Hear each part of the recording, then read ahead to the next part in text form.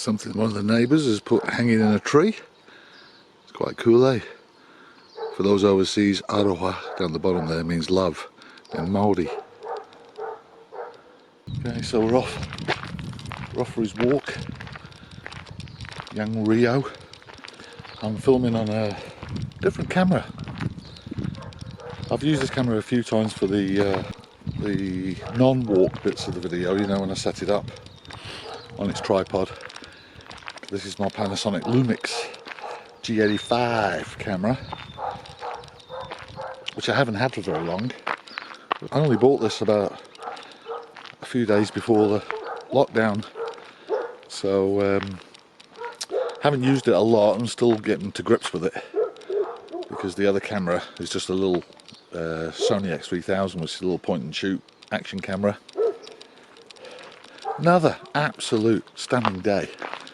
Don't know if you can see the beautiful clear blue skies. Absolutely gorgeous. I've just checked, it's 15 degrees. It's 8:45 in the morning.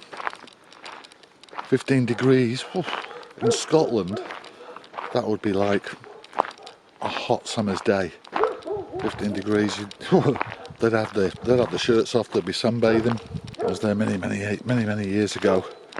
Can't remember the year, but some of that year was on a Wednesday. I missed it. I think I was there Thursday to Sunday. Yeah, just the weather just keeps on rolling. I don't know if you can see that view in the distance there. It's on a wide angle, so it's not so my face isn't taking up the whole screen. Thought today, Easter Saturday, and on a beautiful day, I'll get a little bit more gardening done. There's a few things, a bit of weeding to do, but also might have a crack at trimming my hair. I haven't been to the hairdressers, and you can't go to the hairdressers, so might just get the clippers out. I look at the beautiful countryside as I walk along. Good to see Boris Johnson doing better, out of ICU now. That was yesterday, so I haven't had the latest this morning. For those of you my age or older, a lot of people coming down with this virus in the UK that extremely famous, like football players. Norman Hunter. Do you remember Norman Hunter? His nickname was Bite Your Legs. He was a tough guy. I think recently he's been the manager of Bristol City or something like that. Then there was the great Jimmy Greaves. These guys all played for England at football, which is my favourite passion. And that's just the ones I know of. My brother sort of sends me these links. I don't really search the local news in the UK anymore, having lived here for 40 years now. But my best wishes go out to everybody in the UK. It's this virus does not discriminate. It just goes for everybody. Not good. Uphill, so if you hear me breathing, I'm just a little bit out of breath as we go up this hill. So we'll just stop there for a bit while Rio had a good sniff. He loves his walks, don't you, buddy? He loves them. So yeah, that's been a bit, it sort of brings it home when everybody's sort of catching it, and it's not good at all. I'll do a little analysis later of the latest statistics.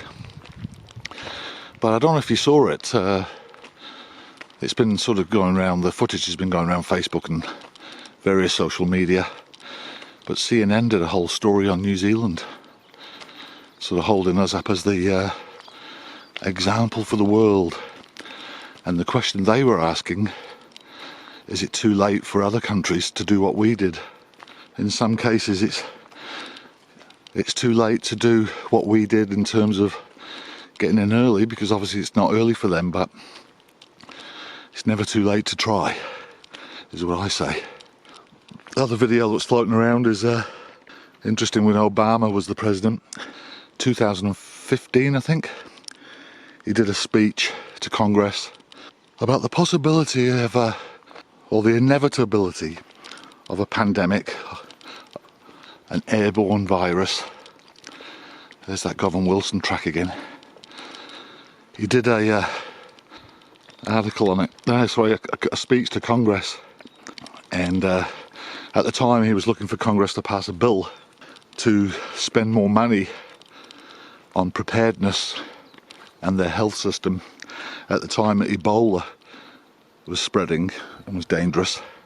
And he called for both parties to make this a non-partisan issue, that it was just common sense, and that they should get prepared and be an example for the world of how preparedness looks like.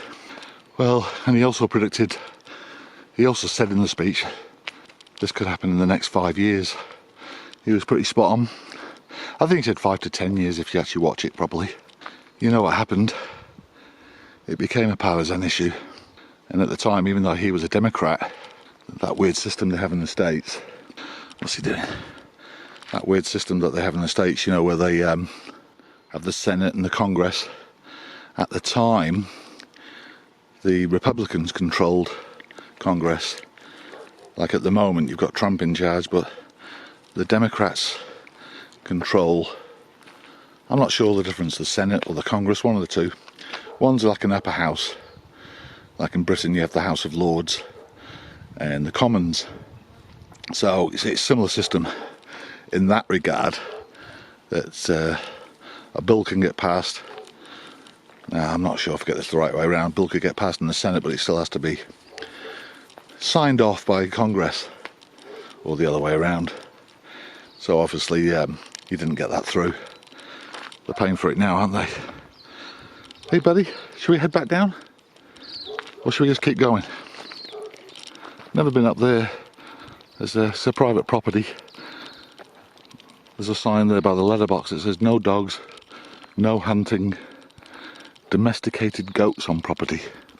A lot of these countries, they're talking now in America that they're actually close to running out of all the key medical supplies, PPE, other medical contraptions, ventilators. If I was old and I was told that I'd have to go into a ventilator, I'd pretty much just say no, send me home, let me die at home. Because a ventilator, it's not as simple as it sounds. That's in ICU. They basically have to sedate you while they put a tube down your throat, and so you're sedated, you're in ICU, and it's 100% 24/7 care. They can't just leave you there on a ventilator. They have to keep monitoring it constantly. In between ventilators and being in the hospital and you got pneumonia and you're finding it hard to breathe, they should have more CPAPs. CPAPs, I can't remember what CPAP stands for. Compressed pressure air something. They're a lot easier to use, and it basically forces, it's like a mask around your face, and it forces air down your lungs. I don't know, I'm not a medical expert, but apparently CPAPs have been around for years and they're very, very useful. According to the doctors I've sort of watched online, don't really hear them talking much about them, but they're way cheaper to make, way simpler, and not as dangerous as going on ventilation. God, perish the thought what's going to happen in Africa. It's just going to be unbelievable. There is no, places like South Africa, social welfare system doesn't really exist. And you can see those news items on TV of the trying to enforce a lockdown in South Africa.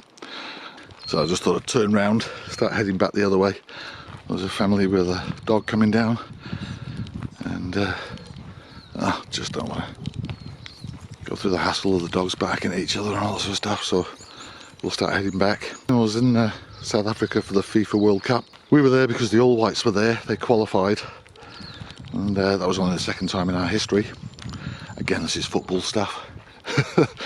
And at the time I was working for News Talk ZB and Radio Sport, so I had to organise the sponsorships and funding to get a team of us, just 3, over to South Africa so we could do radio commentary and radio, news updates from the camp. And the All Whites at the time were staying in a golf resort, like quite a posh place, just between sort of Johannesburg and Pretoria. They were training, their training facilities were about a 20-minute drive from the resort accommodation in a place called, I don't know if you pronounce this right, Daveyton, D-A-V-E-Y-T-O-N.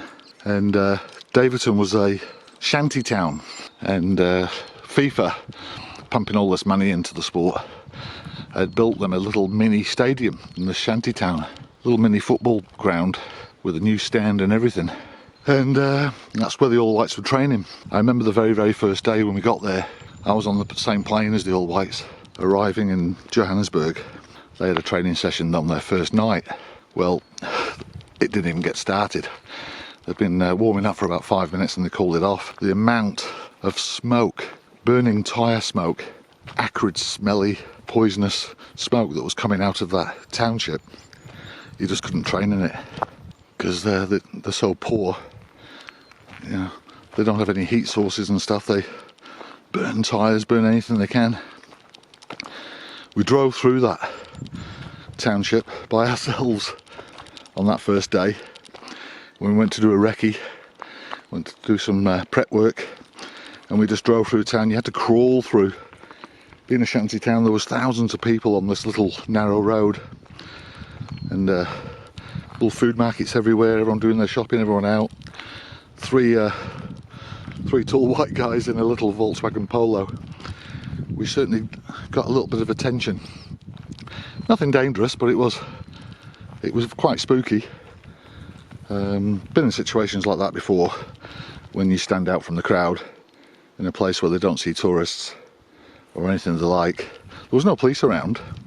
Then when we got there to the stadium, just right on the outskirts of this little shanty town, there was loads of police security at the stadium because they were expecting the All Whites in a few hours. And they looked at us incredulously. They said, "Where have you guys come from?" And we said, "We just come from through there." And they said, "Don't you ever do that again. When you come off the motorway, you stay by the roundabout and you contact us and we escort you here." In South Africa, it's impossible to have a lockdown in a shanty town. They're just in shacks, they can't survive. These guys are living off $1 a day. They're lucky. They've got to feed. They basically buy their food daily of what they can afford. They don't have stockpiles. If you had a stockpile of food, it would just get stolen. Plus they can't afford it. So how they're going to enforce them, that's just in South Africa. Imagine what it's going to be like in all the other African countries. There ain't no social welfare for those. There ain't no SME business loans or paying part of the staff's wages and all that sort of stuff. So Africa's just going to go crazy. Anyway, I'm starting to waffle a little bit. Doggy doesn't like the back. What is he? Oh, he's a labradoodle of some kind. You see him there? There he is.